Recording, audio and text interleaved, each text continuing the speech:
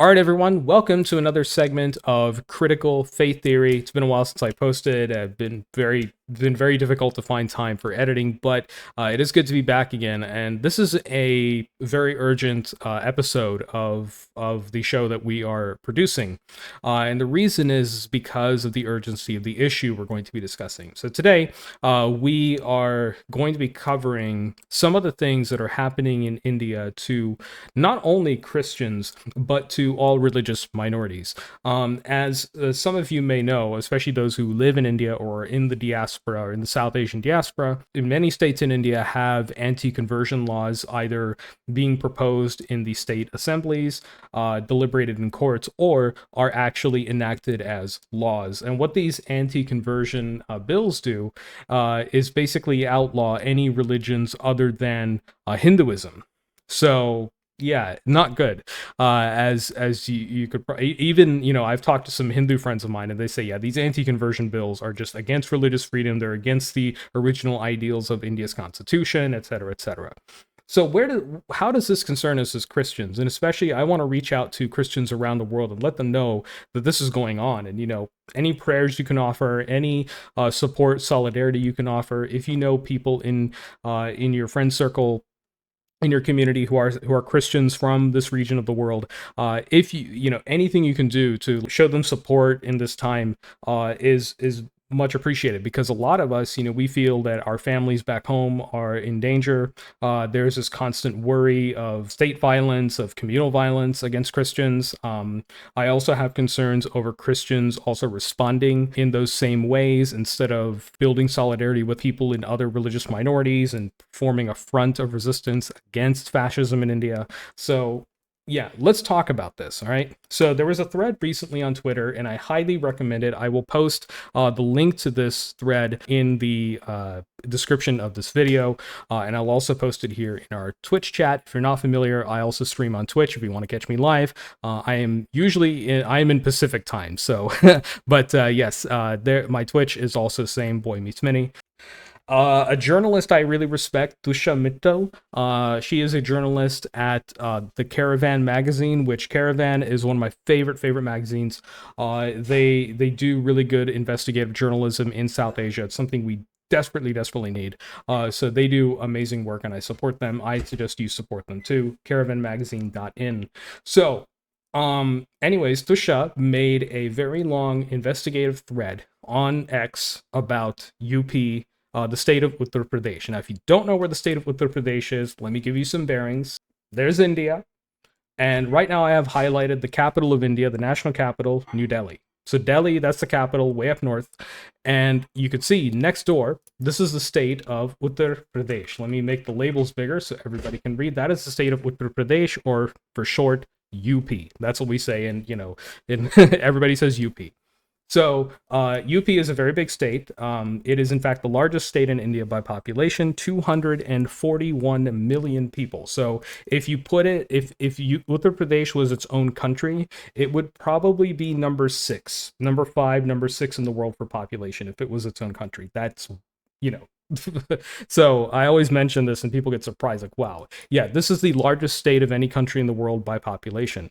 Now, Uttar Pradesh is very religiously diverse. People think India is all Hindus. That's not true. India is about 20-25% Muslim. You're talking, about 5 or 6% Christian. You have Buddhism, Jainism, Sikhism, actually I should say properly, Sikhism, and many other religions. And of course, within those religions, there are so many denominations within those. So it is a very religiously diverse country. And don't let people fool you into thinking it is one religion, one Hinduism, one Hindu Rashtra, as the Hindutva nationalists would like to tell you, the fascists.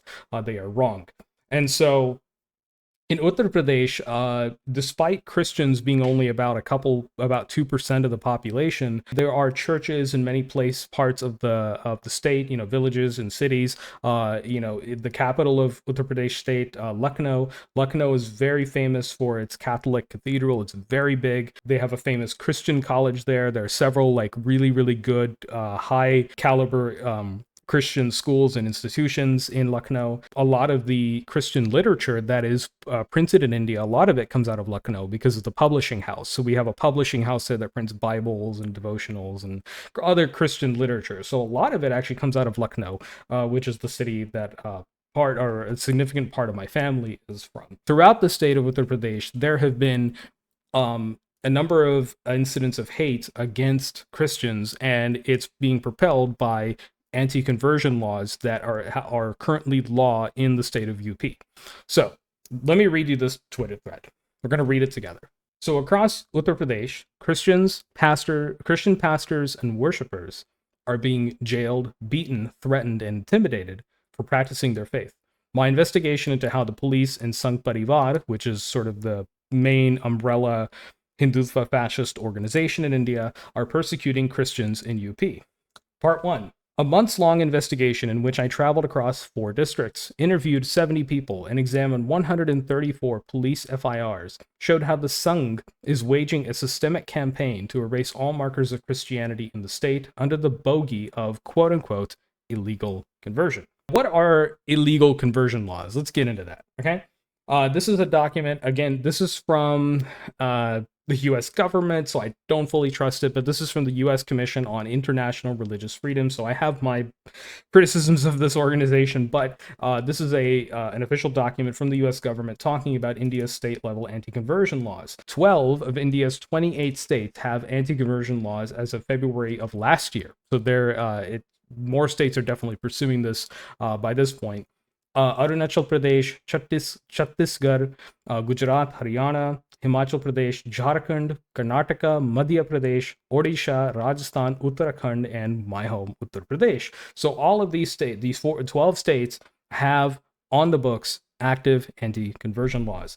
Enforcement of these laws varies across states. Courts have ordered some states to pause enforcement of their anti-conversion laws, while others are actively charging individuals. Meanwhile, some states yet to pass laws continue to consider introducing them. So the states who are pausing enforcement, let's see.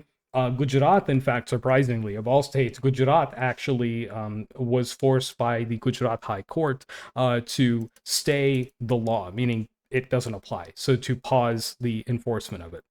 Doesn't mean it's not on the books, it's just pause enforcement. So the court has paused enforcement on it in Gujarat state. So basically, India's state-level anti-conversion laws share 3 common features: prohibition on conversion, notice requirements, and burden-shifting provisions.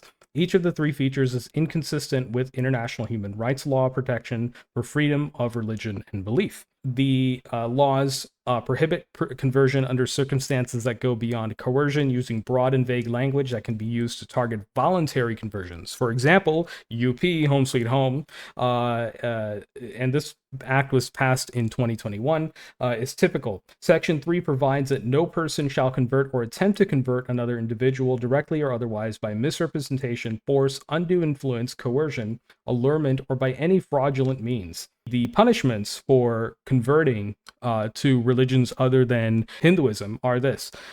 They're punishable by prison terms between 1 and 5 years and a fine of at least $180 or 15,000 Indian rupees.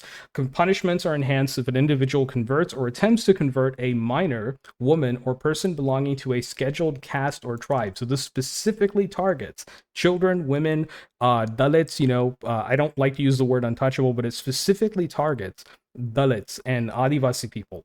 Or if mass conversion in contravention of Section 3 takes place. For example, let's say a church does a service, just a normal Sunday church service in Uttar Pradesh, India.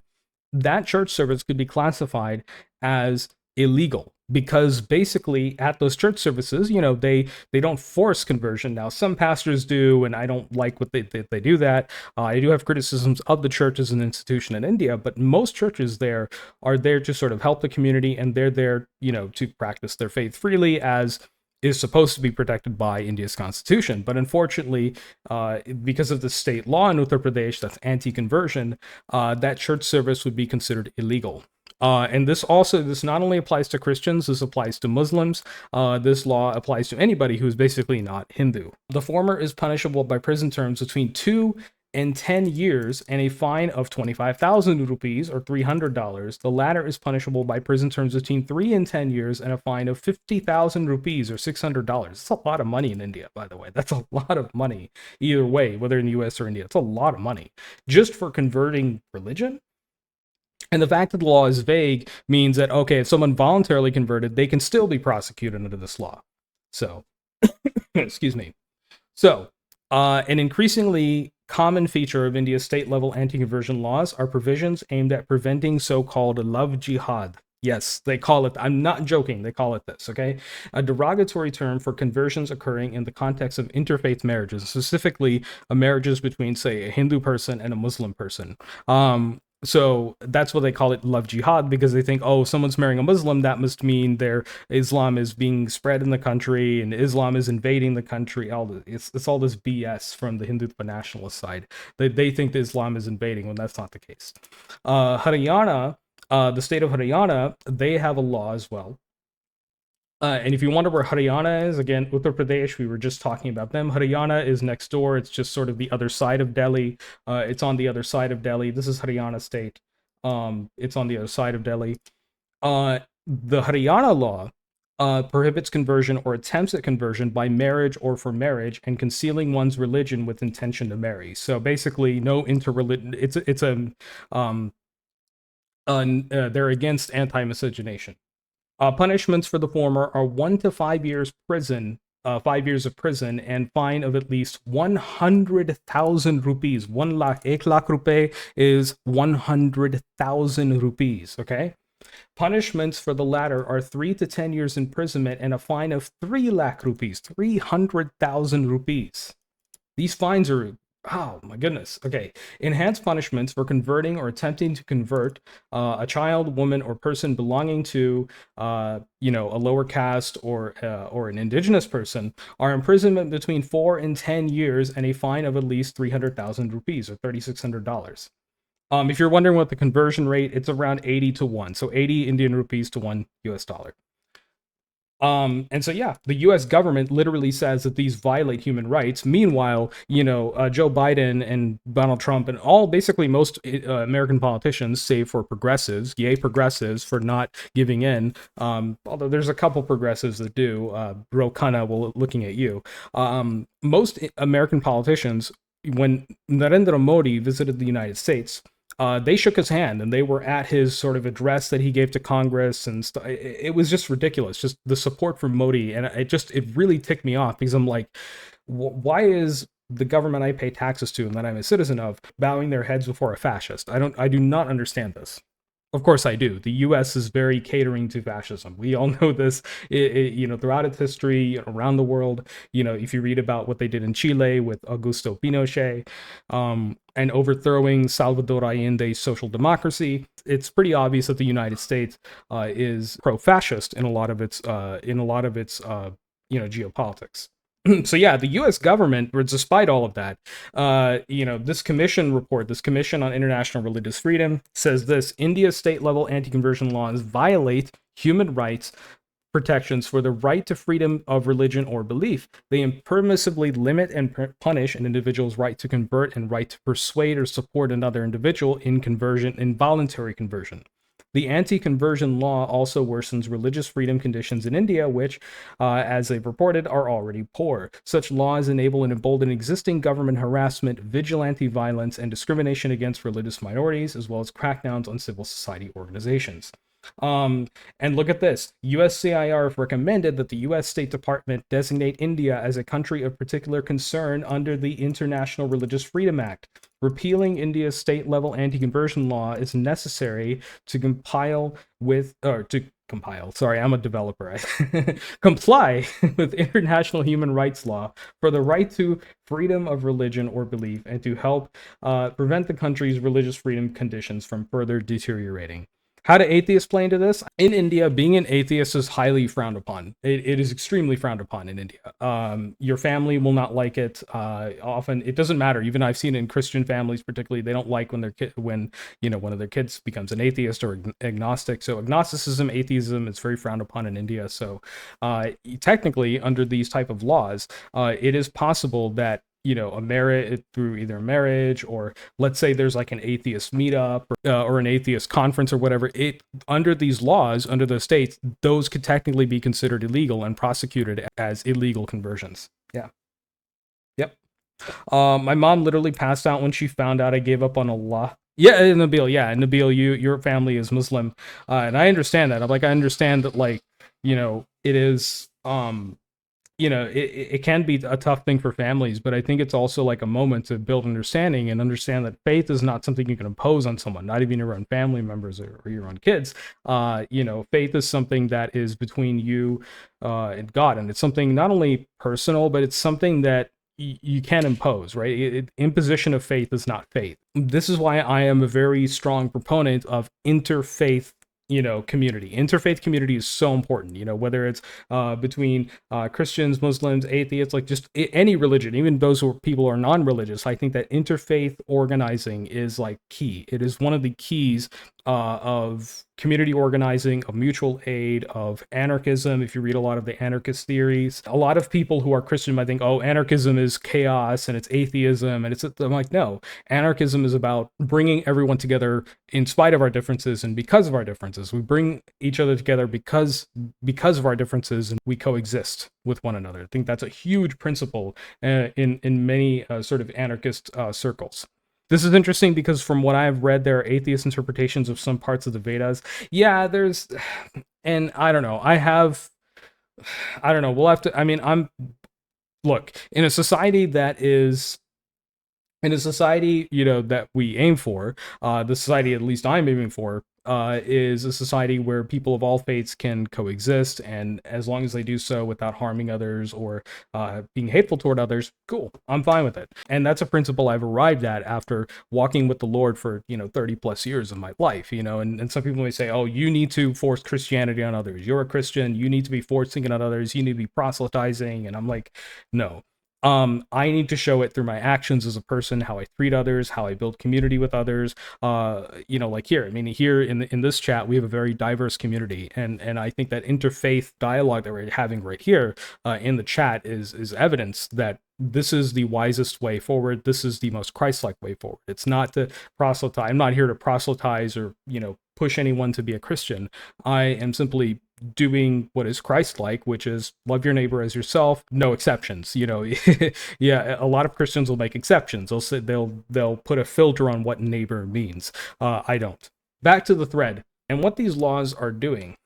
This is exactly the result of these laws. In extensive interviews, members of the Hindu right detailed their modus operandi and revealed how they target Christians, how they file complaints, and put pressure on the police to arrest Christians, and how the police aids them. So this involves the police, and of course the right wing in India is very in deep with the police. They are part of that institution, part of that, that's why we say ACAB 1312, because the system is corrupted by this fascism, by this Hindutva nationalism. Now, let me be clear about something before we move forward. As a Christian, I'm not here to tell Hindu people you're all wrong, you're all going to hell or whatever, okay? If you're a Hindu, you have a right to practice your faith. You absolutely do. The problem is that your faith as a Hindu has been co-opted by a, unfortunately, increasing number, but still a minority group of fascists who want to adopt it for nation building. I want to differentiate between Hindu and Hindutva. Hindutva, it means Hindu identity. It's literally state, ethnicity, and religious identity all in one, whereas Hinduism itself is simply religious belief. Yeah. Yep. So I wanted to make that difference clear. Being a Christian myself, I understand Hindus may feel like, okay, you're anti-Hindu, whatever. I'm like, no. What I'm against is Hindutva. What I'm also against as a Christian, by the way, is Christian nationalism. A lot of Christians, unfortunately, who people I share my faith with, are Christian nationalists, or they think that America is better off if it was majority Christian, which it already is, but they want America to be 100% Christian and to have no Islam, no Hinduism, no nothing in it. Unfortunately, I have to remind those people that A, that's naive, and B, that is incredibly hateful toward people that otherwise you could be building community with, that people you could otherwise be building bridges with. You didn't know I was a Christian? That's awesome. Well, I appreciate it. I've been a Christian for a long time. I had an atheist phase, militant atheist, and then I found out those people were racist bigots. You know, many of them, not all of them. A lot of atheists are pretty cool. Many of them are gravitating towards anti-wokeness and racism and bigotry of all kinds. And so, yeah, I'm more of a Christian now who wants secular interfaith community, and that's what I want to build. And I'm still, again, my faith is still grounded in Jesus Christ, but not in the way the institution wants me to ground my faith. My faith is not grounded in their propaganda and nationalism and all that stuff. My faith is grounded, or hate of others, my faith is grounded in uplifting others and building community with others who are not like me, but that's cool. It's even better. So yeah, the police are unfortunately complicit in this hate against Christians and Muslims and other religious minorities in India. So a pattern is clear across rural Uttar Pradesh. Okay, Hindu right groups said the Hindu right groups raid Christian worship services. They beat up pastors and vandalize the property. They seize Bibles, hymn books, musical instruments. Then they call the police. After doing all those crimes, these fools, they call the police themselves, claiming they've caught illegal conversion because they know the law is on the books. The police then promptly arrive on the scene and pick up the Christian pastors and worshippers present. At the police station, Hindu right-wing groups file formal complaints, after which the police register FIRs. So if you don't know what an FIR is, it's a first information report. It is basically a crime report. That's how you file reports in India. It's called an FIR. After which the police register FIRs under the anti-conversion law and make arrests. So the police are involved in this from the get. Okay?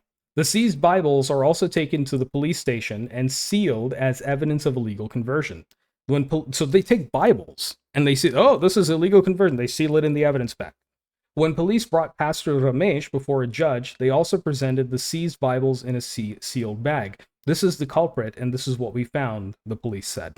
In a free country, one should have the right to read any holy book. Ramesh, who was the pastor, told me, and me being the journalist who put this whole thread together. But they are treating the Bible itself as an evidence of a crime. Pastor Ramesh was jailed for 3 months under the anti-conversion law. 3 months. Okay, and jails in India are terrible. You don't want to be U.S. jails are bad. Indian jails are far worse. Okay, I don't even want to get started on that. All Hindu right members said that the police almost always acted on the info they provided. The government is ours. So this is talking to a Hindutva nationalist, a fascist, basically. Okay, the government is ours. Dinesh Chandra Pandey. Of course, your last name is Pandey. Of course, you're a Brahmin, upper caste person. Of course, a senior VHP leader said. So VHP is Vishwa Hindu Parishad. It's one of the main fascist Hindutva groups in India. There are millions of members all across the country. By the way, just so everybody in chat understands, I know there is a rising tide of neo-Nazism and white nationalism in parts of North America and Europe and Australia, and that is definitely an area of concern. I am equally concerned about that. The largest fascist movement in the world right now is the Indian fascist movement, the Hindutva fascist movement, which is basically, it's nothing new. It's, that theology of fascism, that Hindutva fascism has been around since the early 20th century. It's almost like Zionism in a way. It's religious, ethno-nationalist, but the Hindu version of it, basically. And of course, you'll see many Hindutva people also siding with Israel. Yeah, it's lovely. The government is ours, says this fascist. We go to the spot, yes, but we immediately inform the police. We get things done through them. Yeah, but you're the one who already did crimes. You vandalized the place. You basically take people hostage, the pastor and the worshippers hostage. You beat them up. You seize their personal property. You are doing crimes first. You're the guys who are doing crimes first. Why are you calling the police? Oh, it's because the police are on your side and they're never going to convict you of your crimes. They're going to use this law against Christians who did nothing wrong. So Ajay Sharma, a member of the Vishwa Hindu Mahasangh, which is another fascist organization. There's many of these, by the way. There's so many like regional and national fascist orgs. It's scary. India is a pretty scary place in that regard. I described the raid this way. Quote, we called more cadres. When we became 40 to 50 people, we created a ruckus. We beat up people and shooed many away. Then we called a police officer who sent 3 to 4 vehicles of police force. Okay, so this guy literally admitted to his crimes. He said, we created a ruckus. We were 40 or 50 people. We beat people up. This guy publicly admitted to his crimes, just openly, brazenly, doesn't even care to cover it up. That's how brazen these fascists are, okay?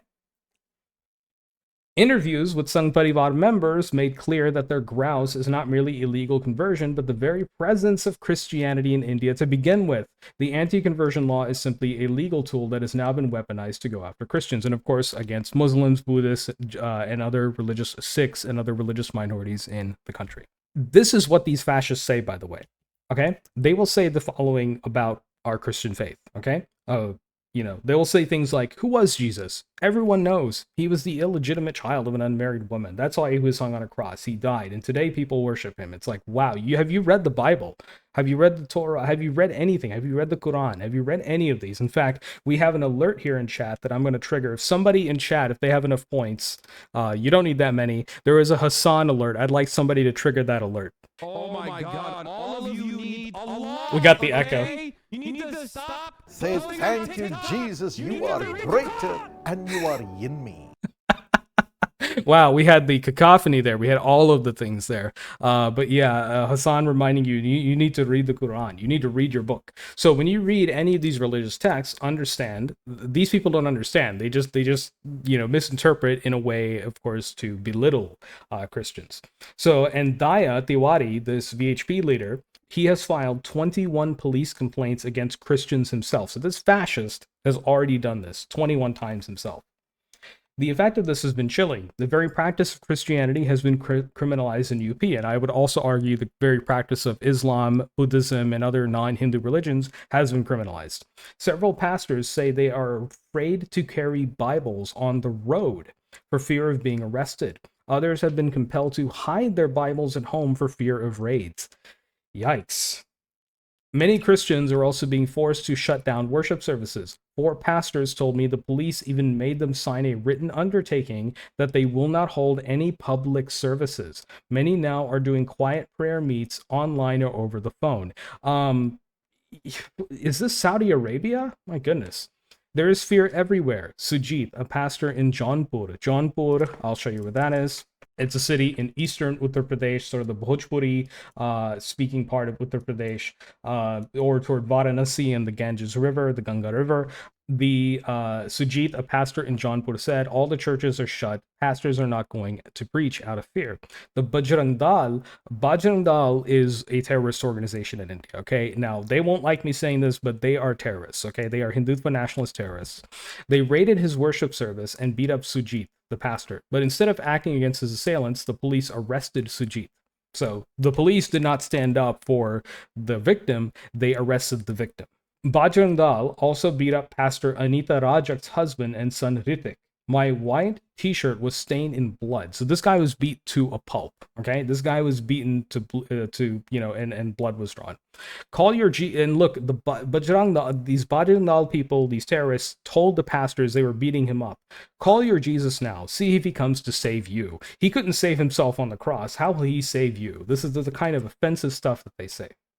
As per the United Christian Forum, at least 484 Christians, so almost 500 Christians, have been arrested in UP in the last 2 years under the state's anti-conversion law that makes conversion by force or allurement, whatever that means. That's a very vague term, allurement. Like, okay, you hold a service and people happen to voluntarily convert, that's allurement. But nearly half of 134 FIRs, crime reports filed under this law in UP are legally void. In my opinion, all of those reports should be legally void. That law needs to be off the books, but it's not.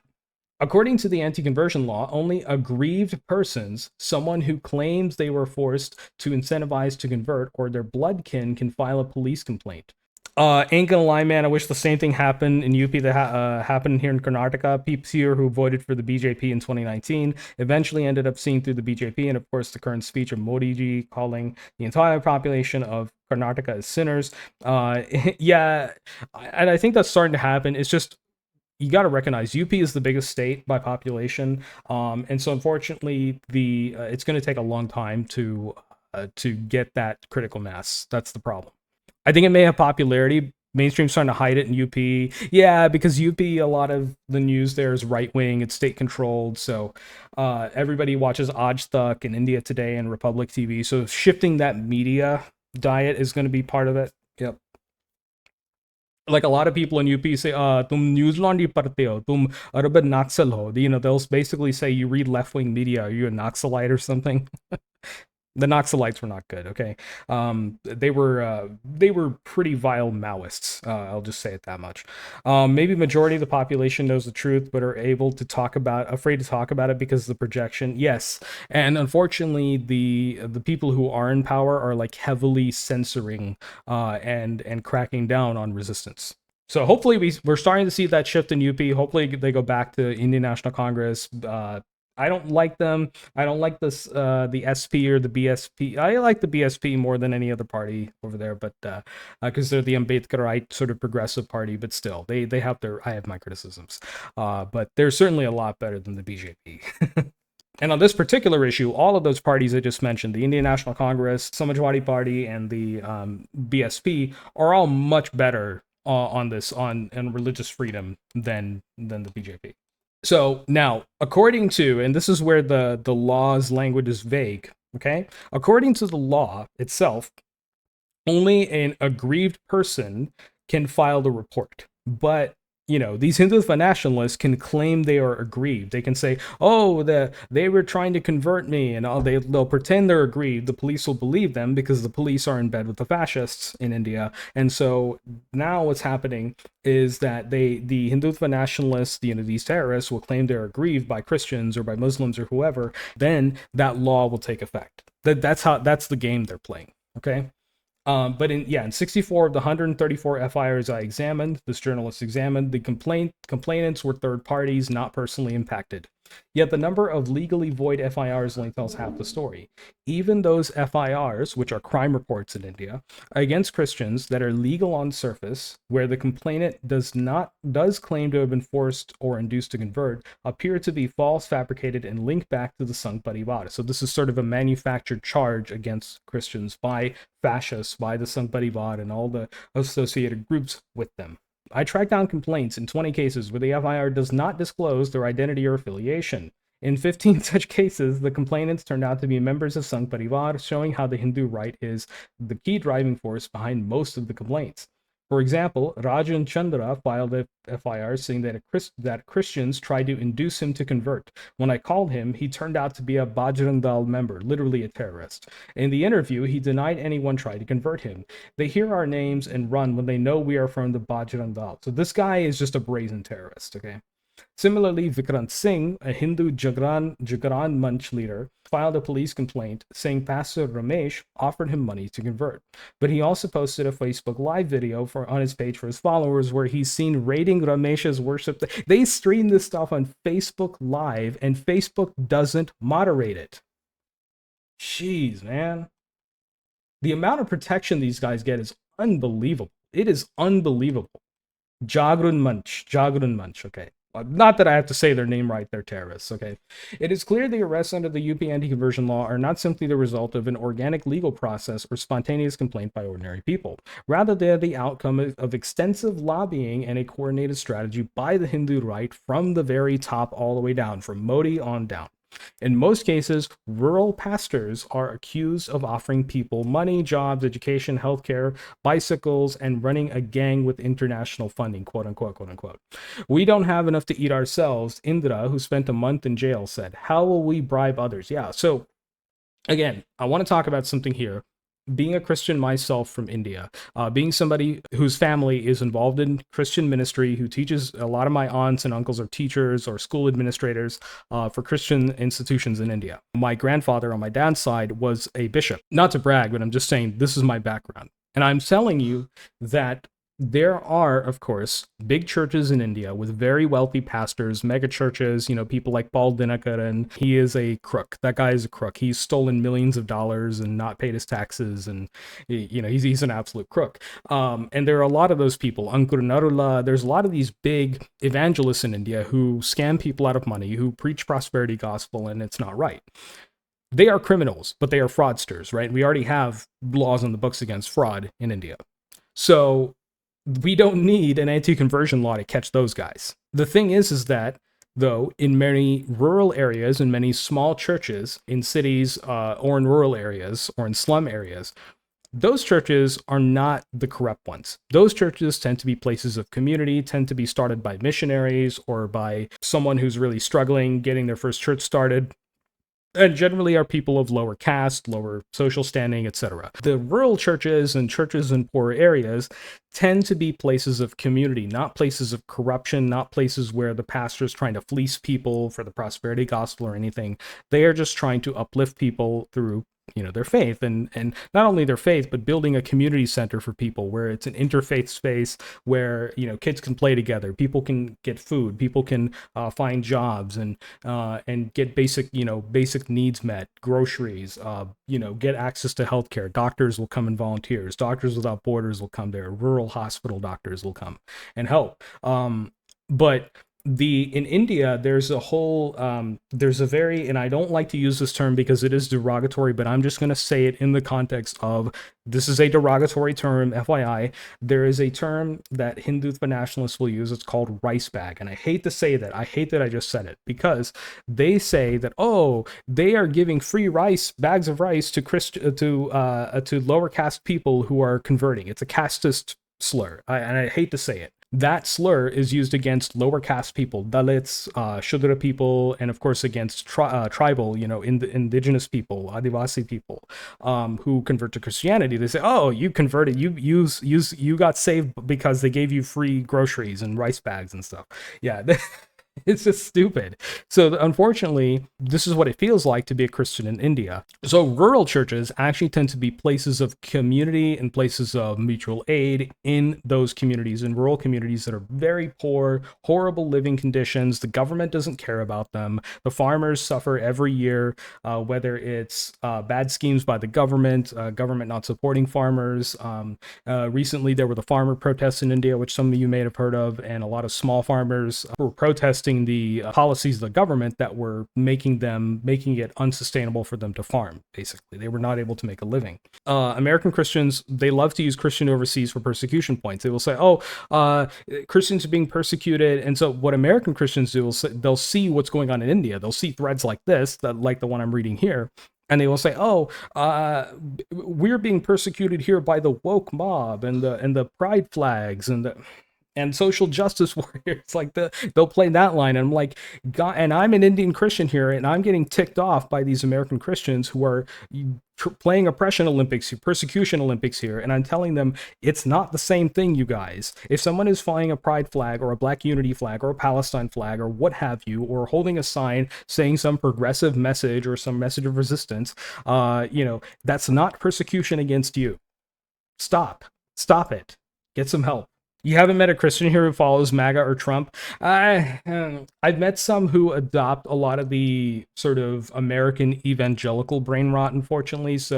But they consume it not through Trump and MAGA politics. They consume it through sort of what the American and European missionaries feed them. It's more that's the channel to get it through. But yeah, they would agree with Trump on a lot of things, unfortunately. I hate to say it. Now, that said, though, that doesn't, even if, I'm a more progressive Christian, I'm definitely a minority voice in South Asian Christianity. Most South Asian Christians are very socially conservative and even fiscally conservative. They believe in capitalism and stuff like that. And they don't like to see that they don't want to see, like, they're very anti-communist, unfortunately, because of, how the USSR trampled on religious rights. So that's one of the reasons why they are anti-communist and anti just anything, resembling socialism or social democracy. They want a capitalist system, even though a lot of Christians are of lower caste and are unfortunately economically disenfranchised. They will still think that it's that socialism is bad or something. There is an anti-China bias there as well. Yes, very strong, unfortunately. There is xenophobia of like Chinese people in Christian spaces in India, but that's also true about India generally is very xenophobic, and that's not good. Like, don't hate on Chinese people. A lot of Chinese people, they don't like their own government. So empathize with them, build bridges with them. Don't just say, "Oh, because you're from China, you're all about Xi Jinping." It's like, no. Or it's like a lot of them don't like the current government there. for context, everybody, I have criticisms of Christianity in India. I have criticisms of where they're going as far as like acceptance of other people, and there is definitely a problem of bigotry in Christianity, various forms of it, and sort of misunderstandings of things. So, but that said, that is no reason for people like this, for fascists to go in and assault entire communities. That is no reason for that. I'm sorry. There's no reason for this, to assault and terrorize people. There's problems with Islam. Does that mean that does that justify a Hindutva fascist going in and, you know, desecrating and assaulting people in a mosque or burning the place down? Or no, it doesn't. It doesn't justify it at all. It just means that we need to have more interfaith dialogue and solidarity on these things so we can progress as a society. That's the point. Poonam Bind, a worship leader in Azamgarh. So let's go to Azamgarh. Azamgarh is sort of in the same part of UP. It's in eastern UP, toward Varanasi, or, you know, that's where the, if you've ever seen this famous pictures, like it's probably going to show here, the famous pictures of the temples on the Ganga River, on the Ganges River, that's in Varanasi, and of course other cities along the river. But Varanasi is particularly famous because it's like a holy pilgrimage site, one of the main holy pilgrimage sites for Hindus. But Azamgarh is nearby. It's another city in Uttar Pradesh. This pastor in Azamgarh sat under a makeshift roof, her goats behind her. A night before her service was raided, the roof of her home collapsed due to rain. The police accused her of getting outside funding to convert people. She spent 2 months in jail. So this poor pastor, a worship leader in Azamgarh, someone who's really poor. This is her photo, by the way. This is her living in her home, you know, under a thatch roof, basically. This is the poverty many pastors live in India. They are not all these like wealthy evangelists. There's very few of them are. Most of them are just people in the community who are trying to build interfaith solidarity and assisting with needs in their community. And they do it through, you know, the church, through the church, through their faith. And I think that's very powerful. That's what more of us need to be doing. Poor pastors like her, they live in these makeshift homes and they live in poverty. And she has goats, you know, she's, I guess, like a farmer or, you know, milks the goats for dairy, and that's how she makes a living. And she was trying to get help from the community. She's like, oh, you're trying to convert people by getting help to rebuild your house. I'm like, she's trying to rebuild her house, man. What little she has. Modi, despite all of this hate against Christians, has attempted this quote-unquote outreach to the Christian community. And of course, it's symbolic. It's to get votes, you know, vote banking, what have you. So he's had this lunch with bishops. And of course, the lunch that he had with bishops was probably the big wigs and you know, probably with like evangelists like Paul Dinakaran and people like that. It's not with, you know, it's not with pastors like Pastor Poonam here, who lives in a shack, who literally lives in a shack in poverty in a slum. Okay, and is trying to just help people in her community as a Christian, as a follower of Jesus Christ. And of course, he said this: we will do everything possible for the welfare of the Christian community, he also said in an X post. But these claims ring false and hollow. Even as Modi invites bishops for Christmas lunch, police in BJP-ruled Uttar Pradesh are threatening pastors and shutting down worship. One pastor said constables, so police constables, were stationed outside his home on Christmas and Good Friday to prevent worship services. They were outside his home, okay? No one was allowed to enter. Elsewhere, the police told Shani De's family that they need to get permission to hold a Christmas gathering. Is praying to Jesus a legal offense? Shani asked. Yes, it is, he recounted, the police told him. When you are in India, why are you praising Pakistan?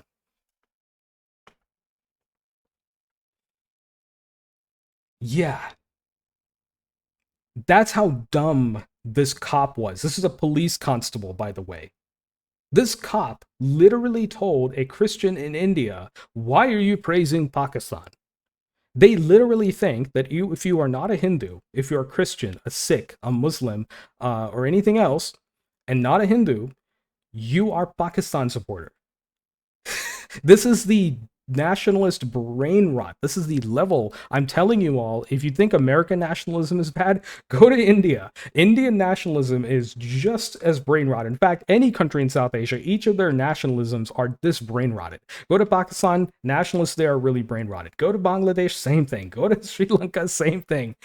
Myanmar, same thing. That's the reason they're ruled by a military junta. The nationalism is that bad over there, okay? And of course, you have the Taliban in Afghanistan.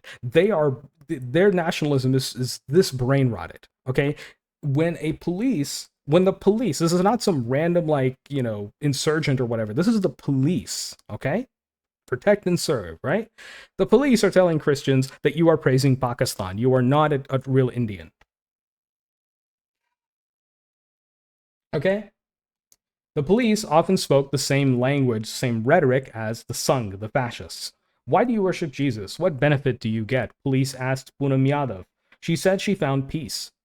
And the policeman said to her, call your God from heaven to save you from going to jail. Then we'll know how strong your God is.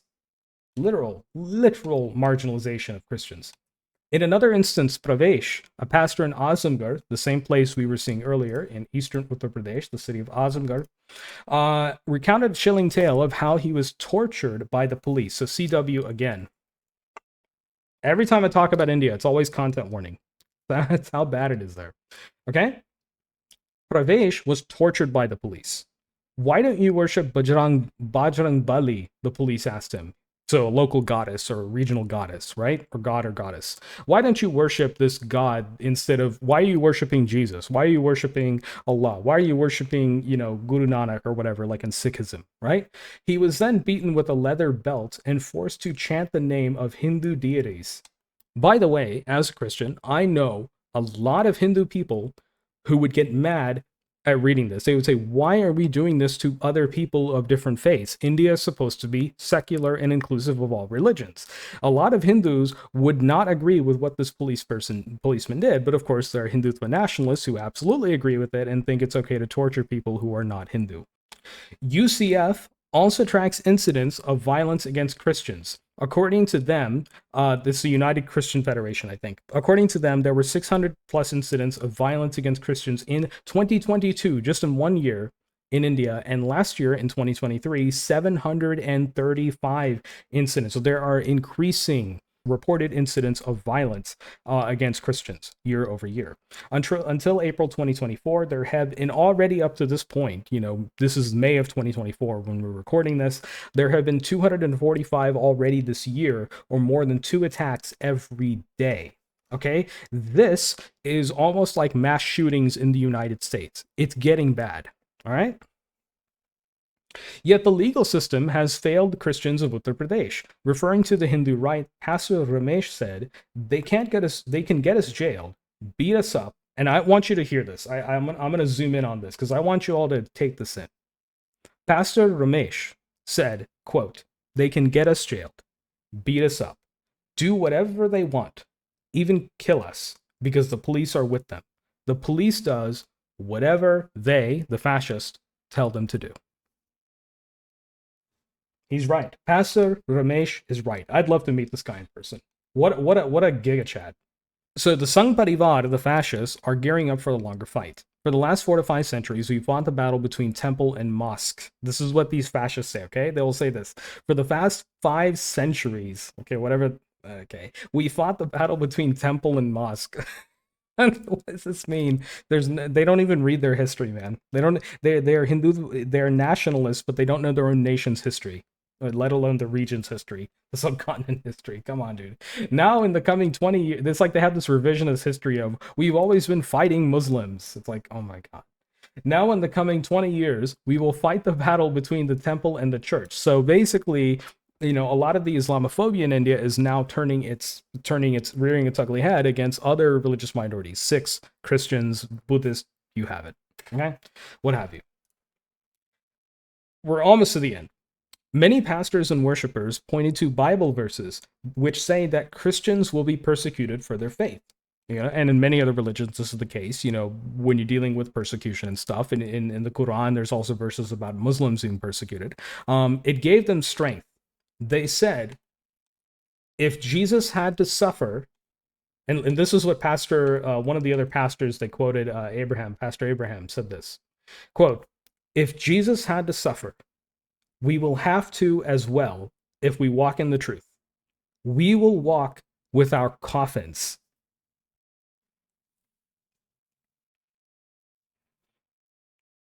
Yeah, this pastor went so hard, and just this, I really salute this. We will walk with our coffins. They are willing the thing with a lot of Christians in India, I've noticed, some of them are retorting to communal violence, but Christians in India, and especially pastors, are encouraging people, do not engage in communal violence.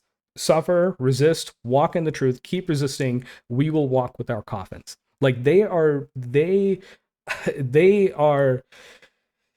like this type of dedication is something you don't often see. It's making me emotional, actually. It's like it's something that's you rarely see, and yet you see people like this who are, marginalized, who are oppressed, who are persecuted like this. And again, I'm going to remind my fellow American Christians, this is the kind of persecute. When you say, "Oh, they're showing a pride flag, it's persecuting me, I'm a Christian." Think about Pastor Abraham, Pastor Ramesh, all these pastors that we talked about today who are in India, who are suffering actual persecution.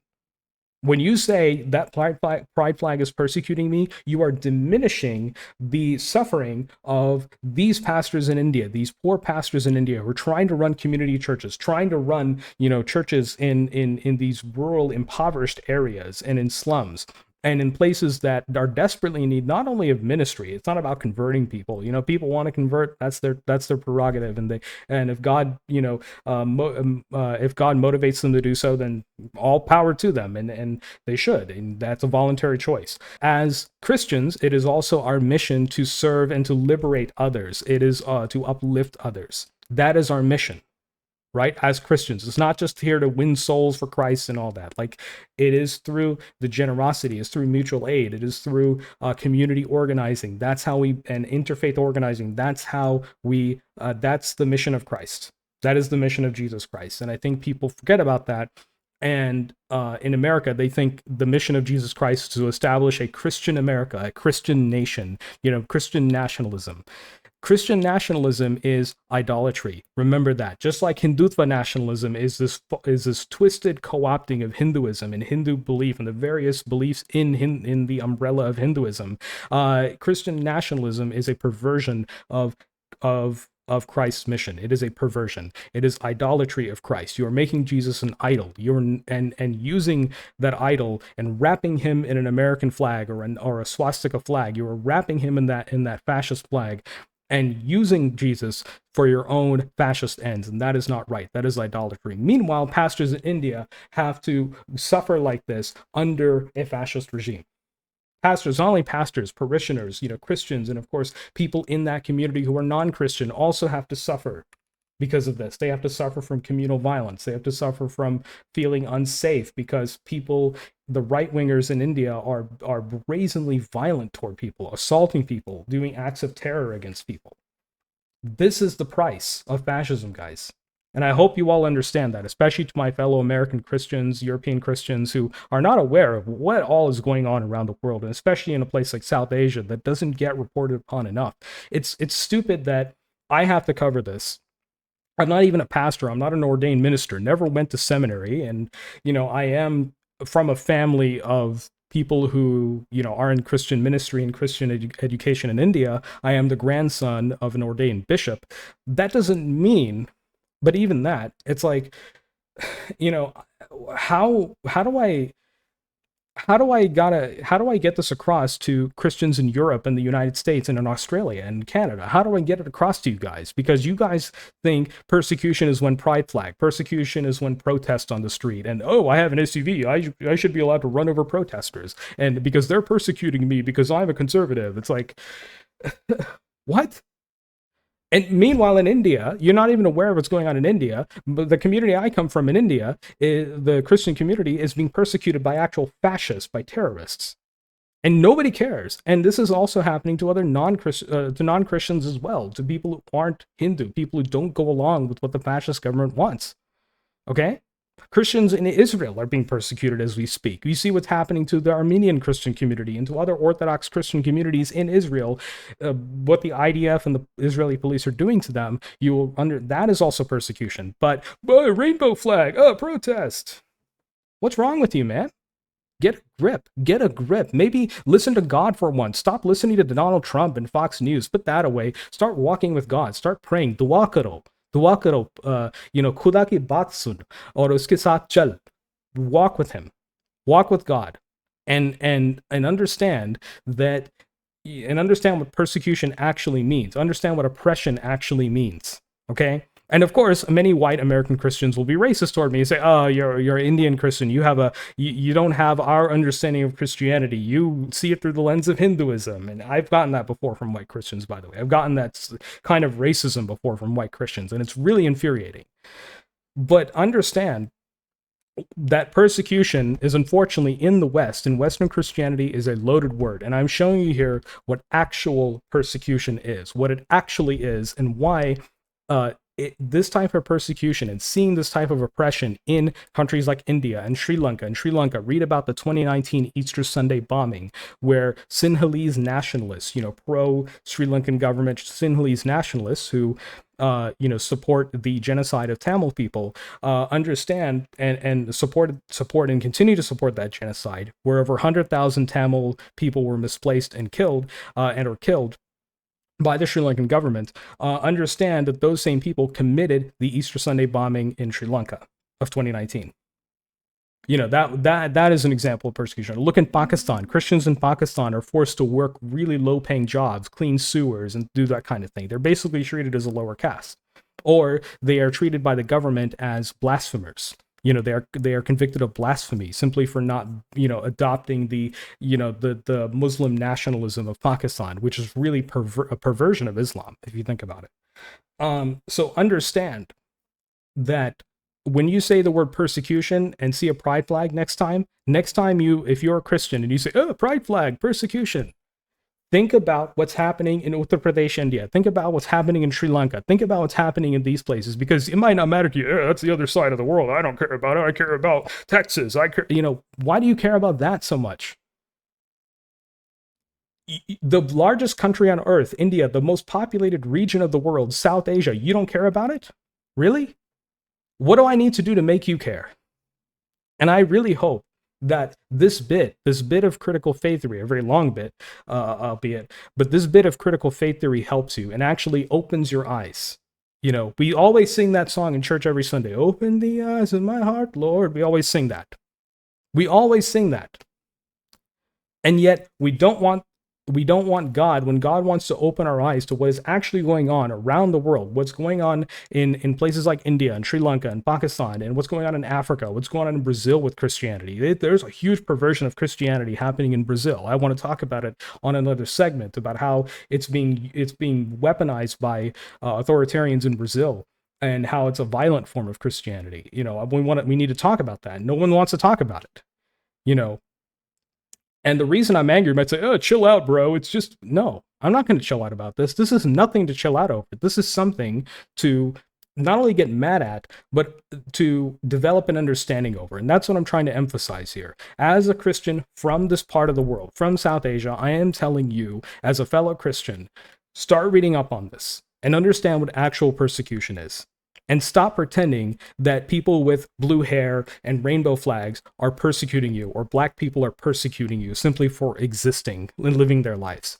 Because there are plenty of people, if you see in the chat here to my left, the chat here on screen left, there are many people in this chat there are many Christians in this chat, but there are also many non-Christians, many people who are agnostic, atheist, Muslim, Sikh, all different faiths. People from all different backgrounds, people who are straight, who are queer, who are trans, who are people who, are from all these different backgrounds, and ages and walks of life, people with different abilities and disabilities. Okay? This isn't persecution over here. The persecution is what's happening in places like Uttar Pradesh, places like Gujarat, places like, Sri Lanka and Pakistan. That's where it's happening, dude. So stop telling me that you're persecuted by a rainbow flag, please. The last thing I want to say is, I pray, and I'm not going to pray in public, but in my prayer, it's people in this part of the world that I really keep in my prayers. If you are someone of faith, doesn't matter what faith, please keep the Christians of India in your prayers, the Christians of South Asia in your prayers, because if we can form an interfaith solidarity with one another, doesn't matter what our faith is, even with Hindus, right, who are against this fascism, against this evil, this radical evil. If we can form this interfaith solidarity with them, That's what's going to make all the difference in the world. That's what's going to win.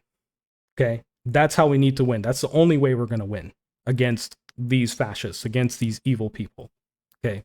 I hope that bit of critical faith theory helped you. Next time on this channel, we're going to go over something that hopefully, gets you to think, gets you to open your mind a little bit, gets you to see God in a different light, and maybe start talking to God more and walking with him more instead of subscribing to propaganda or assumptions. So hopefully this helped, and I'll see you next time on Critical Faith Theory. Thank you.